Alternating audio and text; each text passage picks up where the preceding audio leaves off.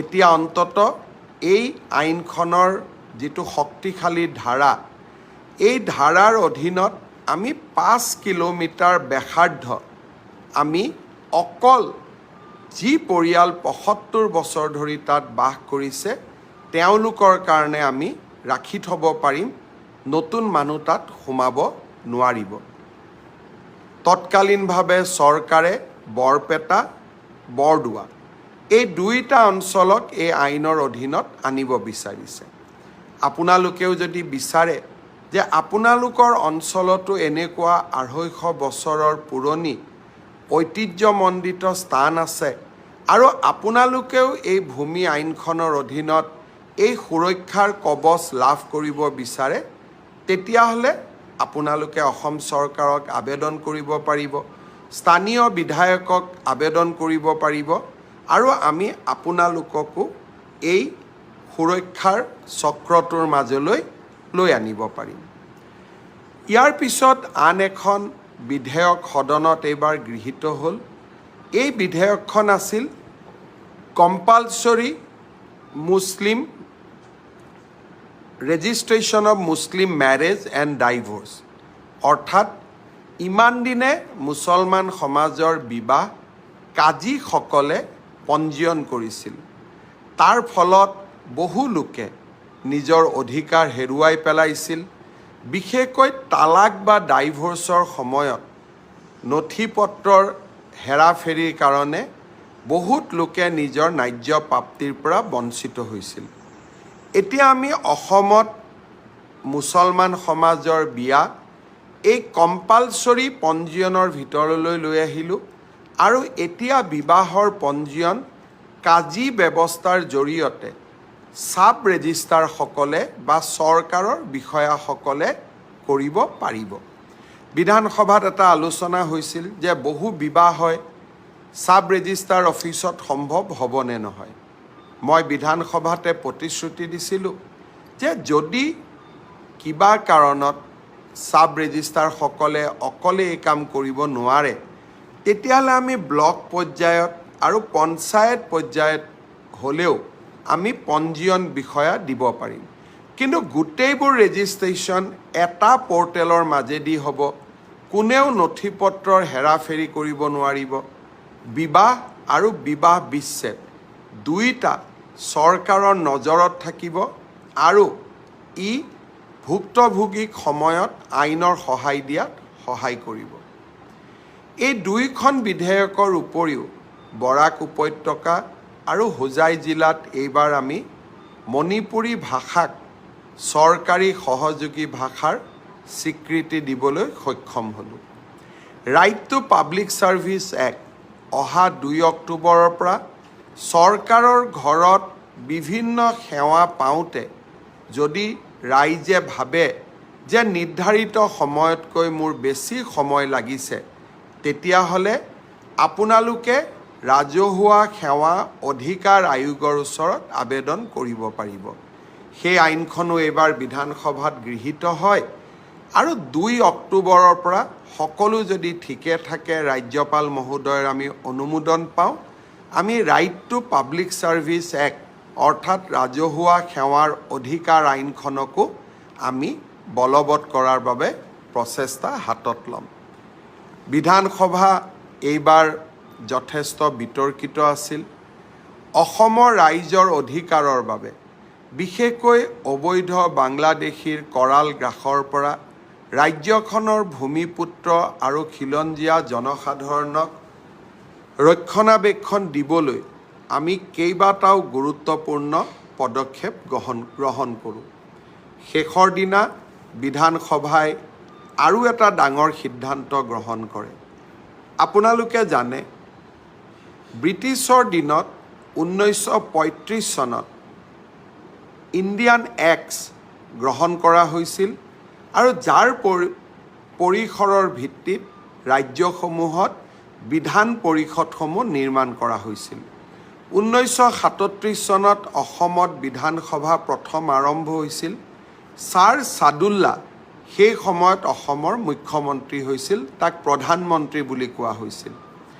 তেতিয়া এটা সিদ্ধান্ত লৈছিল যে প্ৰতি শুকুৰবাৰে জুম্মা নামাজৰ বাবে 2 ঘণ্টা বিধানসভা ছুটি দিয়া হ'ব। অৰ্থাৎ 11:30 বজাতে বিধানসভা শেষ হৈ গৈছিল আৰু যদি দ্বিতীয় সেশন বা দ্বিতীয় দিনটোত যদি আমাৰ দুবাৰ বহিব লাগে তেতিয়াও 2 ঘণ্টা বিৰতিৰ পিছতহে আমি বহিব পাৰিছিলোঁ। এইবাৰ বিধানসভা ৰুলছ কমিটি, য'ত সকলো দলৰে বিধায়ক থাকে, সৰ্বসন্মতিক্ৰমে সিদ্ধান্ত গ্ৰহণ কৰিলে যে আমাক জুম্মা নামাজৰ কাৰণে 2 ঘণ্টা ব্ৰেক নালাগে। যেনেকৈ হিন্দু খ্ৰীষ্টিয়ান বিধায়কসকলৰ বাবে এনেকৈ কোনো ধৰণৰ ব্ৰেকৰ ব্যৱস্থা নাথাকে, তেনেকৈ আমাৰ মুছলমান বিধায়কসকলেও জুম্মা নামাজত 2 ঘণ্টা ব্ৰেক গ্ৰহণ নকৰে। অৰ্থাৎ ব্ৰিটিছ ঔপনিৱেশিক শাসনৰ সময়ত আৰম্ভ হোৱা এটা ডাঙৰ কলনিয়েল লিগেচি এইবাৰ আমি বিধানসভাত সমাপ্ত কৰিবলৈ সক্ষম হ'লোঁ। অধ্যক্ষ বিশ্বজিৎ দৈমাৰী ডাঙৰীয়াই এই বিষয়ে সদনত ঘোষণা কৰাৰ লগে লগে ই এক নিয়মত পৰিণত হ'ল যে এতিয়াৰ পৰা আৰু কোনো শুক্ৰবাৰে জুমা নামাজৰ কাৰণে 2 ঘণ্টা বিধানসভাই বিৰতি নলয়। বিধানসভাই নিৰন্তৰভাৱে স্বাভাৱিক গতিত নিজৰ কাম কৰি গৈ থাকিব। দেশৰ কিছুমান ৰাজ্যত ইয়াক লৈ বিতৰ্কও হৈছে, মোক সমালোচনাও কৰিছে।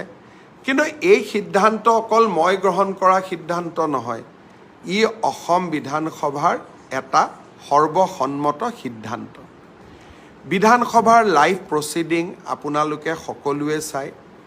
অসমৰ সভ্যতা সংস্কৃতি জীয়াই ৰখাৰ স্বাৰ্থত কেইবাটাও নতুন প্ৰস্তাৱৰ বিষয়ে মোৰ 3টা গুৰুত্বপূৰ্ণ এইবাৰ বিধানসভাত ভাষণ হৈছিল, 3ও তাতে মই উল্লেখ কৰিছিলোঁ।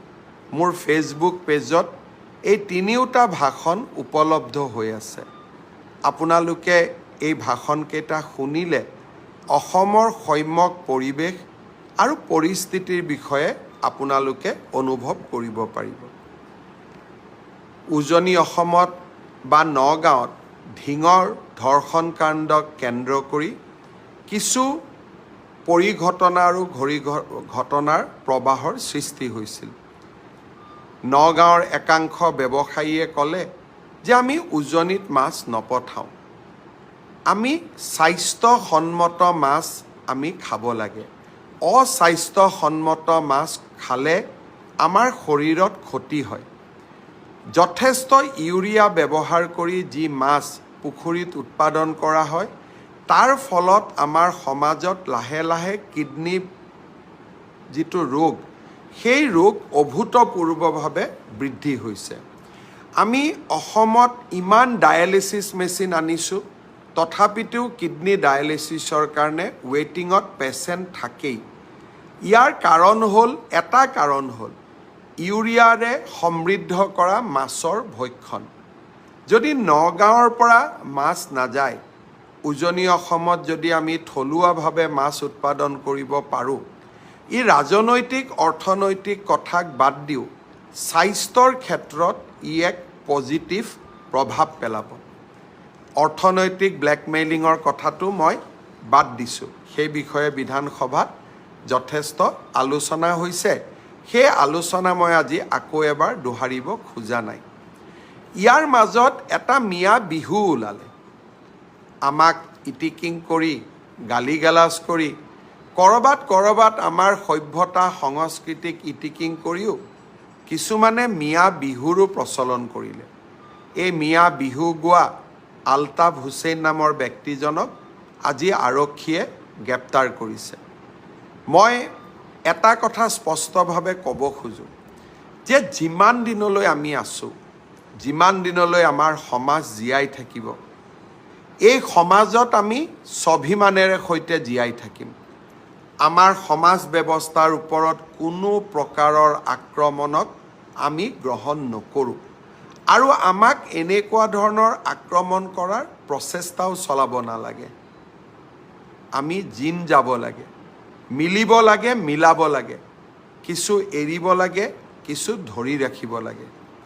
কিন্তু যদি এৰি দিয়াৰ প্ৰৱণতাৰ পৰিৱৰ্তে অকল ধৰি ৰখাৰ প্ৰৱণতাহে হয়, তেতিয়া কোনো জাতিয়েই নতুনকৈ অহা সমাজখনত জিন যাব নোৱাৰে। আমি প্ৰত্যেকটো পৰ্যায়তে মনত ৰখা উচিত যে আমি এখন সমাজলৈ আহিছোঁ, এইখন সমাজত আমি জিন যাব লাগিব। আৰু এইখন সমাজত যদি আমি জিন যাব লাগে, এইখন সমাজৰ মৌলিক চৰিত্ৰসমূহক আমি মানি চলিবই লাগিব। কোনোবাই যদি আমাৰ সভ্যতা, সংস্কৃতি, আমাৰ খাদ্য, আমাৰ সংস্কৃতি, আমাৰ গান, আমাৰ নৃত্যক খুব বেলেগ ধৰণে ইয়াক প্ৰচলন কৰিবলৈ চেষ্টা কৰে, কোন অসমীয়াই তাক মানি ল'ব? আমাৰ বাপতি সাহোন বিহুটোকো যদি মিয়া বিহুলৈ ৰূপান্তৰ হয়, কোন অসমীয়াই তাক মানি ল'ব? আমি কিমান দিনলৈ জীয়াই থাকিম নাজানো, কিন্তু জীয়াই থকা দিনকেইটা আমি নিশ্চিতভাৱে শিৰ নত কৰি আমি জীয়াই নাথাকোঁ। আমি উচ্চ শিৰ লৈয়ে জীয়াই থাকিম, আৰু যিমান দিনলৈ জীয়াই থাকিম আমি স্বাভিমানেৰে সৈতে জীয়াই থাকিম। মই ভাবোঁ যে মোৰ এই বাৰ্তা সকলোৱে ইতিবাচক ৰূপত গ্ৰহণ কৰিব।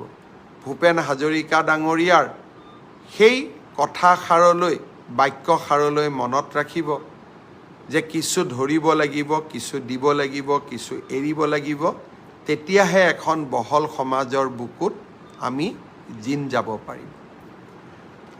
অহা কালিৰ পৰা 1 তাৰিখৰ পৰা অসমৰ চিকিৎসা মহাবিদ্যালয়সমূহত সৰু ল'ৰা ছোৱালীৰ হাৰ্টৰ বেমাৰ, যাৰ হাৰ্টৰ বেমাৰ আছে, থেলাছেমিয়া বেমাৰ আছে, তেওঁলোকৰ আমি এটা শিবিৰ আয়োজন কৰিছোঁ।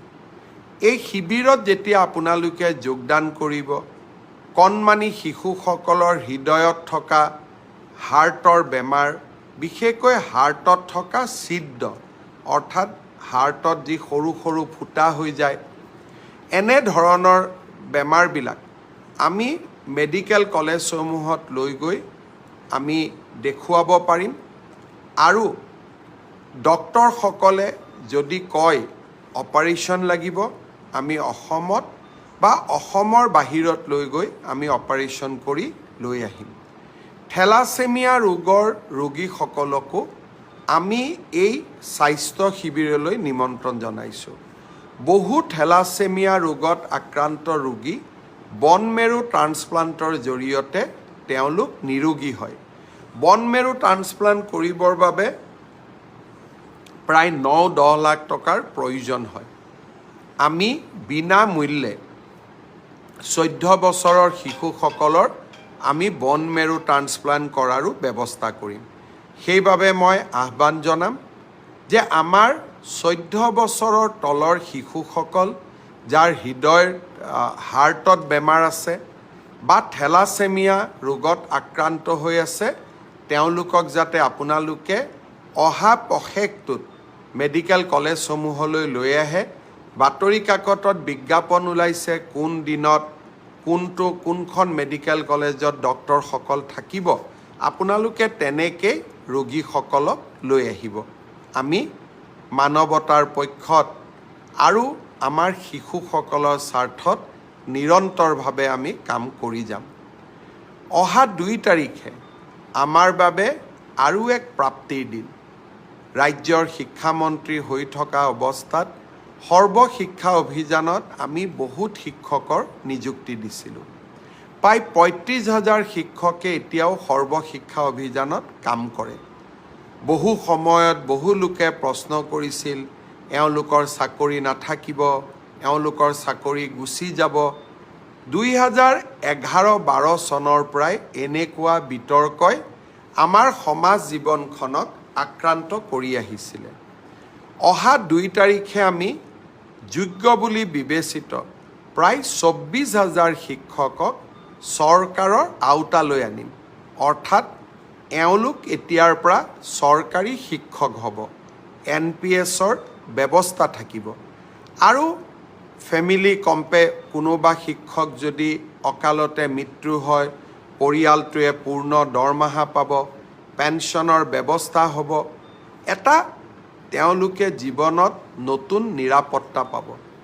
2 তাৰিখে মই সকলো নিৰ্বাচিত শিক্ষকক আমাৰ খানাপাৰা ফিল্ডলৈ নিমন্ত্ৰণ জনাইছোঁ। তাতে আমি নিয়োগ পত্ৰসমূহ বিতৰণ কৰিম। অহা 3 তাৰিখে মই লখিমপুৰলৈ যাম। প্ৰথমতে ঐতিহ্যমণ্ডিত চতিয়া থানাত যাম। চতিয়া থানাখন চাম, য'ত 1942 চনৰ 20 আগষ্ট তাৰিখে ভাৰতৰ জাতীয় পতাকা উত্তোলন কৰা হৈছিল। তাৰ পিছত মই বিহালীলৈকে যাম। গহপুৰতো কিছু সময় তাতে ৰাইজৰ লগত কটাম।